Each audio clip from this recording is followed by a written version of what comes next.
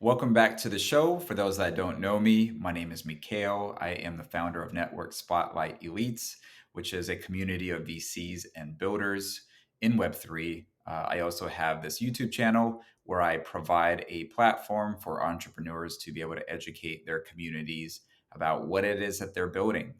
Before I get to today's interview, I want to remind you that I will be hanging out at ETH Denver 2023. I'm actually hosting my very first in real life event. Looking forward to meeting a lot of the members of the Network Spotlight Elites group. And if you would like to participate, links in the description on how you can contact me. Let's have a chat. Now, on today's show, I will be talking to Leon. Leon is with Onenet, which is a platform that provides support to Web3 game developers. He also has a game of his own called Bushi. And from what I saw, it looks really neat. I like his approach to gaming in general because it comes from a very traditional gaming standpoint. So it's less about the GameFi aspect of it, right? And more about the actual gameplay and the experience. And I think that that is something that is needed in this gaming space. Really enjoyed my conversation with Leon, and I think you will as well. Please subscribe to the channel, show some support for our members, and let's get started.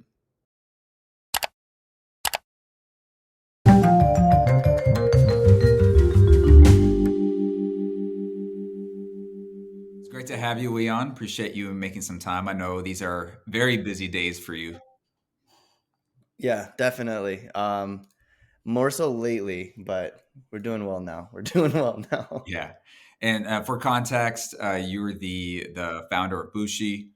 Um, well, I should say you're founder of Onenet building Bushi. Mhm. Why don't we just jump right in and tell us what is Onenet and what is Bushi? Yeah, I guess I'll start on the Bushi side of things because we just launched. We just launched an alpha version of both projects, but so Bushi is a third-person competitive shooter. It's built in Unreal Engine 5, which is the latest software that you can build for or out of like the Unreal Suite. And it integrates NFTs as like your cosmetics, but that's the gist of it. That is like the pinnacle of what it is that is actually integrated from Web3 into a Web2 video game. But either way, it's kind of like a mix from Fortnite, Overwatch, and like Valorant. And you kind of just like smush them together, and then you create Bushi.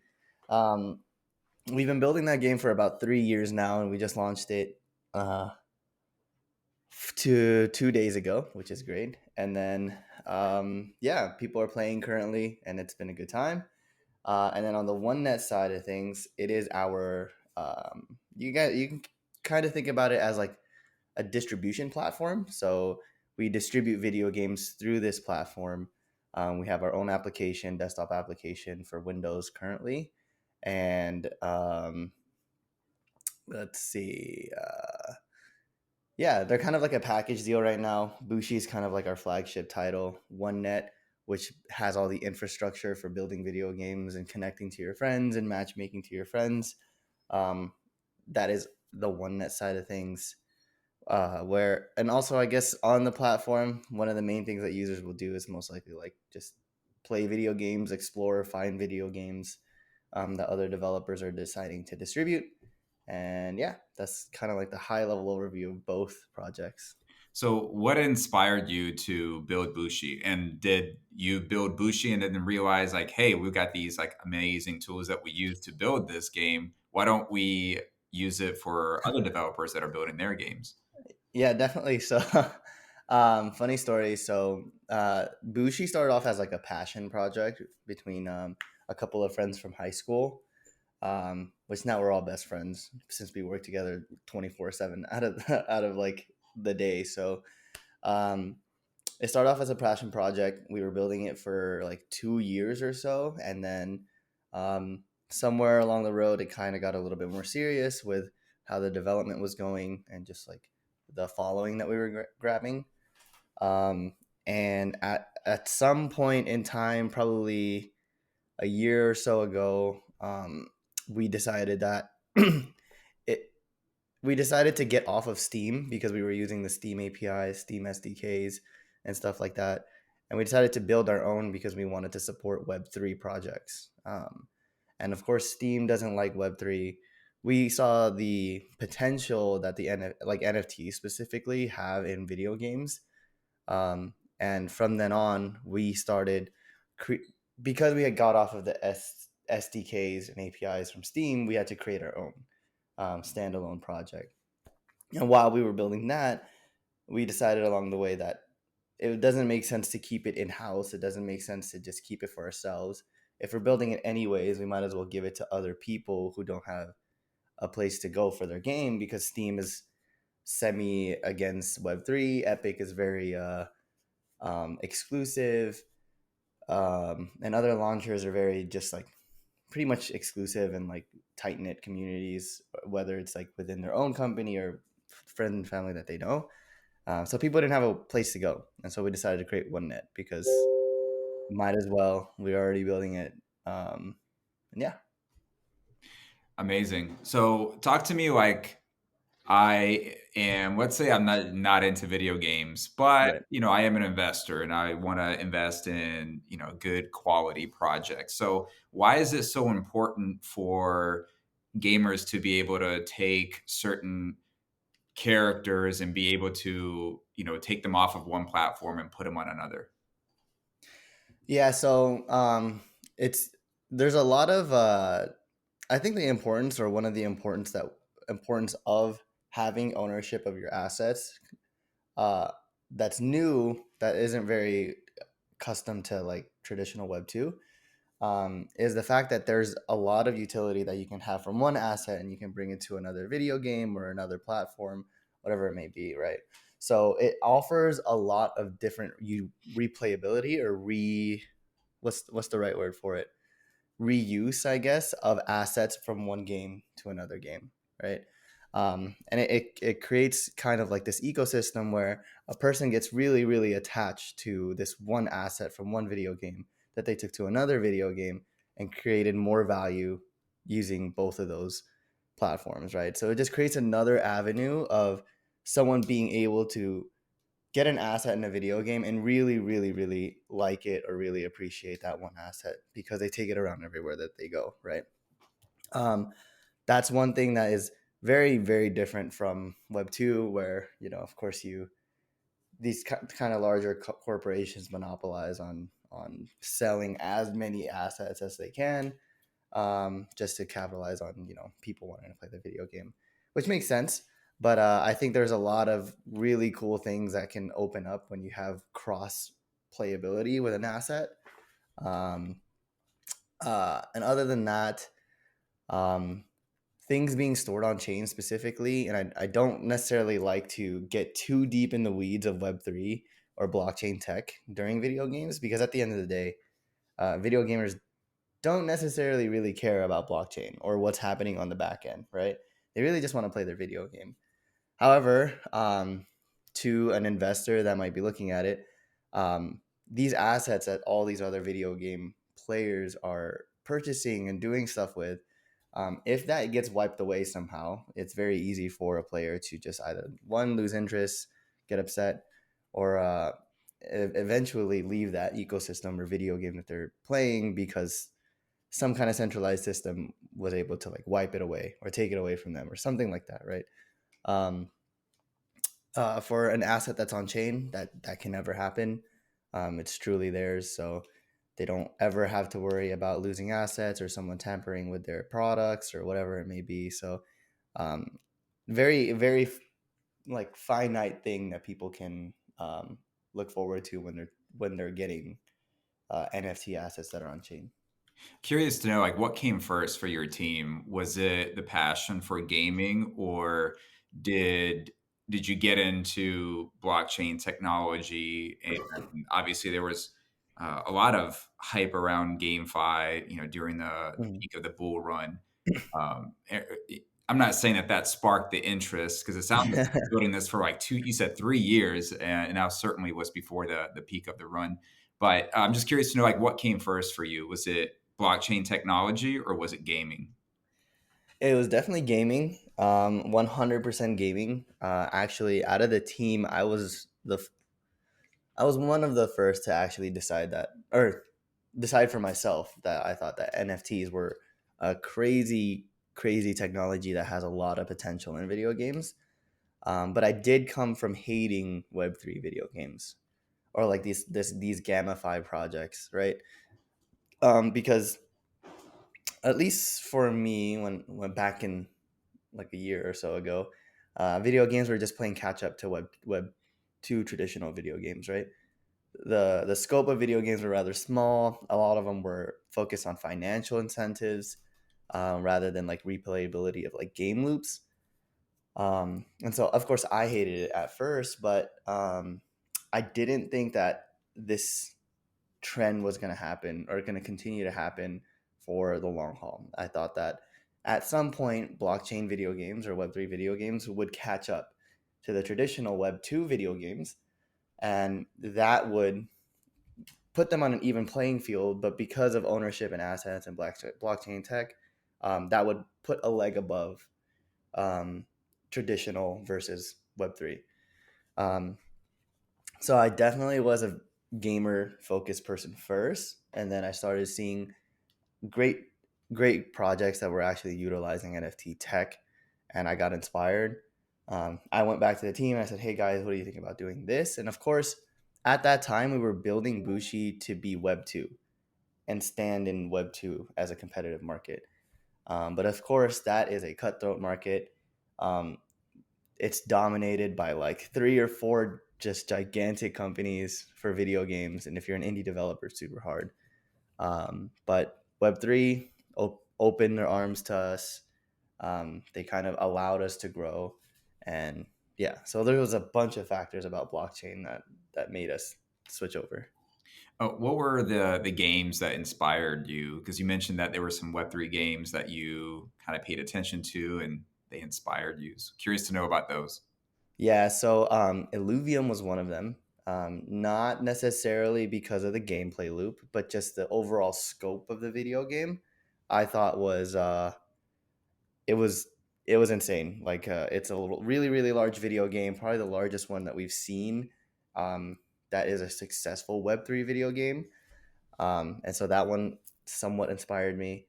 Um, of course, Axie Infinity being like the mega star that it was back then, even if the video game was very very rough as a video game itself. um, I just thought that the overall like adoption from Web3 to this video game, although it was mainly just financial incentives, I saw that the interest was there. So that was very like inspirational in the sense that there's a large community there looking for maybe a video game, but I'm sure it was a lot of financial incentives. Um, and then just all these like small one-off games, specifically more so recently, like ev.io it's a first-person shooter.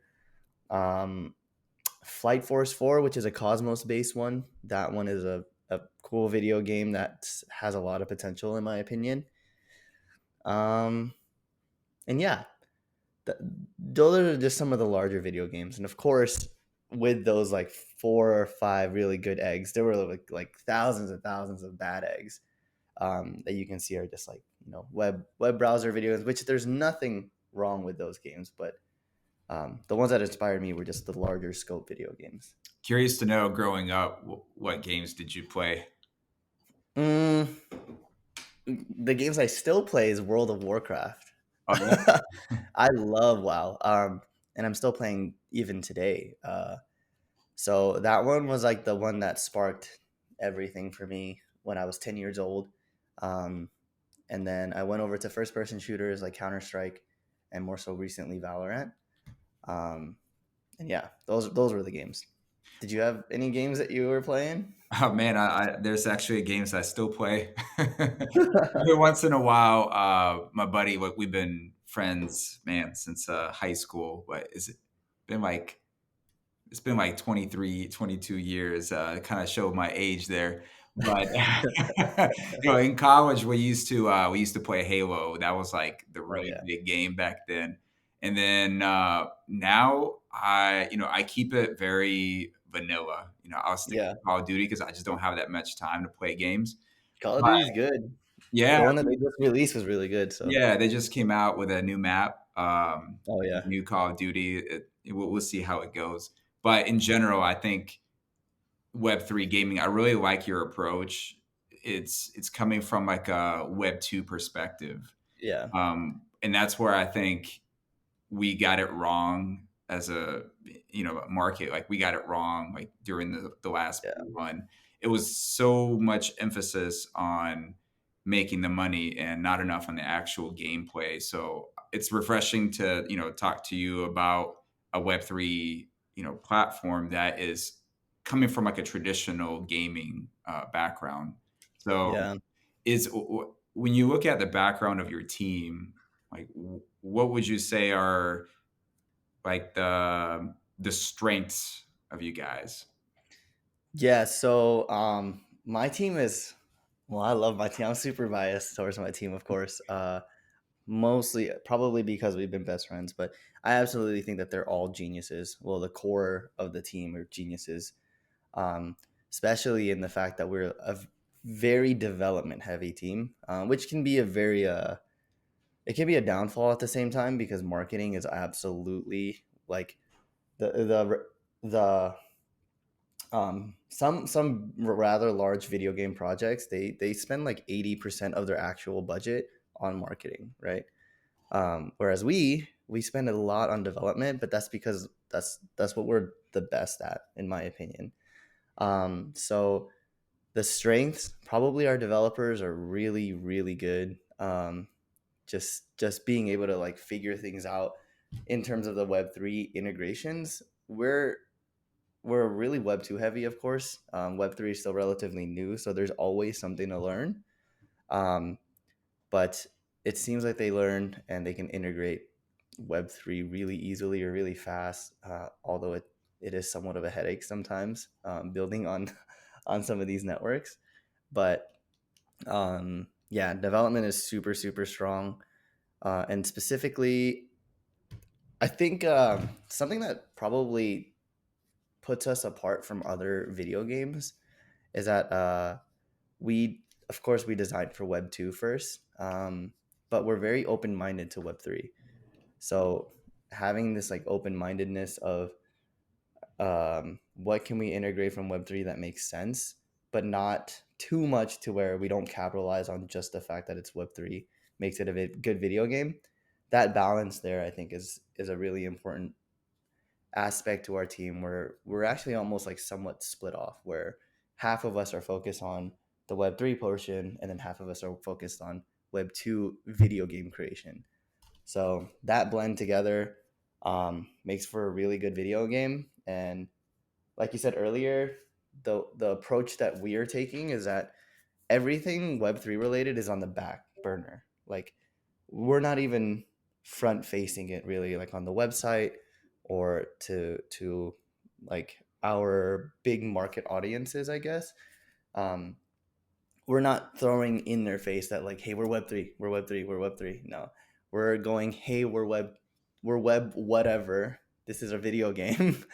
It's a really fun video game, and then if you want to own your asset, I guess you can, but uh, instead, come play the video game and just focus on that solely. Because end of the day, replayability is the most important thing for user acquisition or user like retaining your users.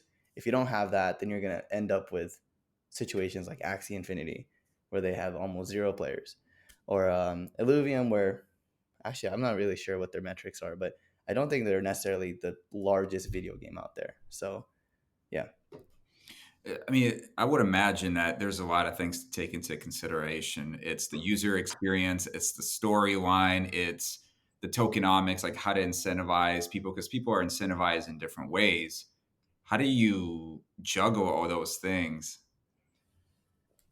it's really difficult and it's a really big learning process. So like right now, what we're having a big issue with after launching is that people don't understand how to claim using token IDs or generating viewing keys and what have you. And so since we're early on, we have to try these experimentation processes where one our website, even though if we think that we laid everything out clearly on how to claim something, it might not be the most digestible thing to a person that doesn't know anything about Web3, right? Like what's a viewing key and stuff like that, um, which is something that we have to figure out, of course. But back to the question, you juggle those things by just trying things out, I think, and hoping something lands. Uh, we're very data driven for our team. So if we see that there are people that just can't get this one thing correct, then of course we'll reiterate, we'll redesign, we'll redevelop, and then try another method. Um, and if that doesn't stick, then we're having problems. But hopefully at that point, then things start smoothing out for people. Yeah, I mean, I imagine that you probably have to do a lot of A/B testing, especially Mhm. if you're wanting to be the best and you don't want to necessarily imitate anybody else, because if you want to achieve something that nobody else has achieved, you kind of have to Mhm. go to the beat of your own drum. So I Yeah. imagine that that's quite a challenge. Tell me about the storyline, or can you share anything about the storyline of the game? Give us a little sneak peek. Yeah, so I guess the lore of the game is that you spawn in as a character called Goku or Son Goku, which is a with this Japanese mythology of the more famous version, the Chinese um, god Sun Wukong, right?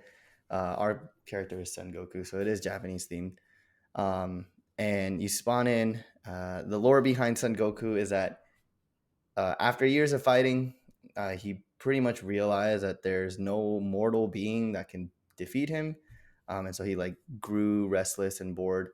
And then all of a sudden, a dragon spirit, the dragon spirit came and brought other beings like himself from different areas of the world, or even different dimensions or different timelines, and spawned them in to fight each other, right? And that's pretty much why you see these different characters like Cataclops or Anons that are in the video game. Um, they just get spawned in at some point, and then they start duking it out. Uh, and they try to be like the best warrior, or like the most famous warrior in history. So that's the lore of it. But yeah. So, how did you guys come up with the storyline? Do you have somebody that's a bookworm and loves to read a lot of these ancient stories, or what was it that inspired you guys? I don't. I don't really know who it was that came up with the idea. I know it's somebody from the game team, but I think they came up with this idea in high school. So I think it was one of those things where like, oh, wouldn't it be super cool to have this type of character? And of course, I think Dragon Ball Z was like a um, huge inspiration to this. Of course, being like wanting to be like the strongest warrior in Dragon Ball Z comes also to Bushi, um, and then we're I think we all love like Japanese anime, right? So you can see the art style in Bushi. It is very very inspired from Spirited Away or the Studio Ghibli films. So you can kind of see that a little bit within the video game itself, but yeah, I think that's just the general inspiration that it came from. That sounds really fun. So, Yeah. what is it that you guys are focused on right now, and what can we expect here within the next few months? Yeah, so right now, what we're mainly focused on is maintenance of the video game and then growth of users, right? So, the lifeline of any video game project is users. Without users, you're not going to have really much of a video game. So, the main thing that we're looking for right now is just to spread awareness of Bushi. Of course, since we're in alpha testing, we're in phase one of three phases where we're doing alpha testing, data collection, and then from that, um, we are revamping the video game for full release. So those are kind of like in the horizon for us. Let's see what else. Um, So, is yeah. this, Oh, and then I guess go ahead. oh, I was just gonna ask. So, is this like closed beta, or can anybody like jump on and try it out, or what's the? Right now, it's a closed beta for those who were participants in our the collective NFT as well as the free alpha NFT that we came up with. But of course, we're looking for players. So um, if you guys go into the Discord and be active, of course, you can most likely get some kind of product key just to test it out. You won't get any of the benefits that the NFTs hold, but you can definitely at least get into the video game. We're kind of limiting the amount of users that we can have just because, like, for this one, it's going to be a very group of um, small group of players. But yeah, hopefully with a couple of really strong partnerships and a couple of different announcements that we have lined up, I'm hoping that the video game starts to gain a lot more users. Yeah, looking forward to hearing a little bit more about that. And I guess if people want updates on Bushi, they can go to your Twitter, right, and follow Mhm. along. Yeah, so our Twitter is where we're probably the most active, like in terms of like announcements. Our Discord, Playbushi, so discord.gg/playbushi. That's where we like talk quite a bit just nonchalantly, and that's where a lot of people find their matches as well. So a lot of people just talk and, hey, does anybody want to get on? And they're like, yeah, and then they just play. That's our medium for like actually speaking. But for most news, you can probably check it out at twitter.com/playbushi, or we also have a twitter.com/launch Onenet, which will be coming out with like more information on it soon. And then www.launchonenet.io is our website where you can also check news there. I'll be sure to include the links in the description. Yeah. We spent so much time talking about gaming and storyline and who's on the team. I wanted to touch on the Onenet, which Mhm. essentially is the company creating all this. What can you tell us in terms of like some of these tools that you're providing to developers that are building games? Yeah, so we have a focus on the development of infrastructure for video game creation. So I spoke a little bit earlier about how we're a distribution channel, and that's really just like the front facing thing, where of course users are going to be looking to explore video games, find video games, download video games, right? But on our side, on the OneNet side, we're actually looking to just really support developers building video games, and not just Web3 video games, but Web2 video games. And so, what separates us from like other launchers out there or other platforms out there is that we actually offer tooling to actually create video games rather than just like to distribute NFTs or tokenize images or um, allow for a marketplace. We actually offer packages of code that'll just help you streamline your development process for your video game, or just skip an entire creation of something in your video game altogether. So things like dedicated matchmaking services where it your actual game can spin up a server at on demand for matches that play in the video game. That's offered. We also offer like an identity system where it's like a friends kind of friend system where people can start inviting their friends over to their video game match or to their video game matches. I don't know if that's the right way to say it, but yeah, you can invite people into your video game. Um, we also offer like storage for your video game as well to be able to be distributed on the platform and updated as you update your build on the back end so that it can just distribute properly to people. Uh, so things like that are what we're building specifically. A lot of it will be in Unreal Engine 5 or Unreal Engine 4 or Unity. Nothing for Unity as of yet, but Unreal Engine is definitely something our developers are really, really focused on. And the reason that we built Bushi in the first place is as a proof of concept of this system that we have. Um, Everything that you see in Bushi, it can all be packaged up and given to other developers to create something like Bushi. Um, so Bushi is kind of like a proof of concept, like I said, of what is possible by utilizing our SDKs and APIs that we're going to be offering shortly. Oh, one of the things that you mentioned earlier in the conversation was the challenge when integrating with some of these networks. What networks are you uh, like integrating with, and like which ones do you like essentially? Yeah. So I guess this is more so on my side because I'm the blockchain nerd, I guess, out of the team. And so right now we're integrated with Secret Network. This is kind of like where we started. But at the very very beginning, we always said, or I always imagined OneNet to be very network agnostic, meaning that I'm not reliant on any network out there to actually function as a project. So right now we have integrated secret NFTs into our video or into our platform, but I think we'll be exploring other networks as well. We're already looking into things like Stargaze to release NFTs on there and support it on the platform. I'm also very interested in a couple of Solidity projects out there. Of course, your regular like Ethereum. Um, with the amount of users that they have, is it'd be silly not to at least go look at them. um, Cosmos, of course, since we're connected to IBC already, it's relatively easy to go to any network from there and support them there. Um, and then I'm also very interested in some gaming networks that they quote that they're gaming networks. So, like Sui Network is one, Saga is also one. Just because those I think will harbor most gamers, not just like users, but gamers. So if you want users, you got to go to where they're advertising that they're a gaming hub. So Yeah. networks like that.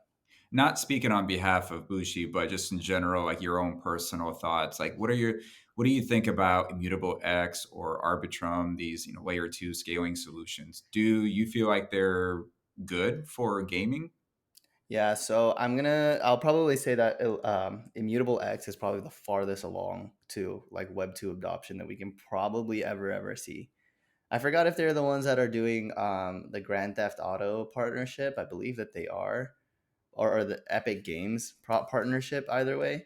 And so they're doing really, really well for just mass adoption.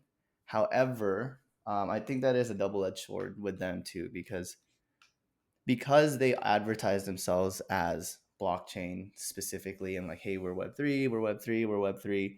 It's a double edged sword because yes, you gain like Web3 users who believe in Web3, but it also ostracizes like, or not ostracizes, but it separates the Web2 users because the general stigma is that people just don't like Web3 yet, Web3 video games yet. So I think they're really good. They're really strong in the fact that they have the most connections so far. They have really large titles that they're partnered with. They're able to like distribute on large platforms like Epic Games. But I do think that at a certain point, they'll probably have to veer off of like blockchain technology advertisement as much as they are. Um, yeah, like for example, I think Epic Games had announced some kind of support for an NFT, and I think they got so much backlash for it that they actually had to back out of it. I think.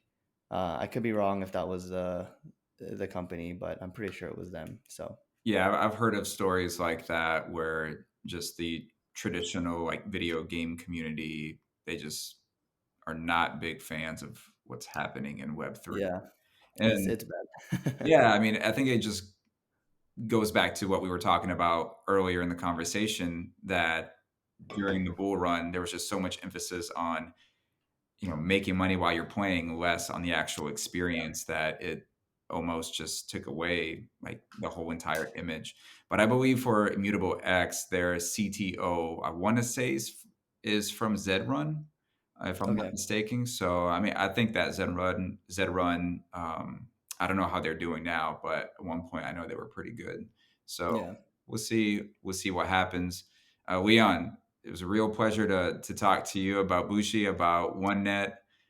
Where can people follow along? You mentioned some of the links for Bushi. What about Onenet, or are you just solely focused on Bushi right now? Right now we're really focused on Bushi, but everything's kind of integrated together anyways. So twitter.com/playbushi or /launch1net. Those are the two Twitters that we're heavily active on. Discord, which is discord.gg/playbushi, is also a hub that we kind of communicate on. And then last one is probably launchonenet.io. It also hosts the Playbushi page. So if you guys are interested, go check us out. If you're interested in playing, go check us out. Go download our application. It's been a good time so far. So Yeah. Talking to people within, the network spotlight community, it sounds like a lot of people are excited about, what you guys are developing. Any parting thoughts for the listeners? uh yeah. I guess just watch out for Web3 games coming out this year. I've gotten the pleasure of seeing some really great alpha, and games are just getting better from the looks of it. So of course there are always going to be games that are very quickly made and not designed well, but there are some that are really, really coming out, and they're going to be competing with traditional Web 2 really shortly. So, really excited for that. Amazing. Thanks so much for the time, man. Thank you. Appreciate it.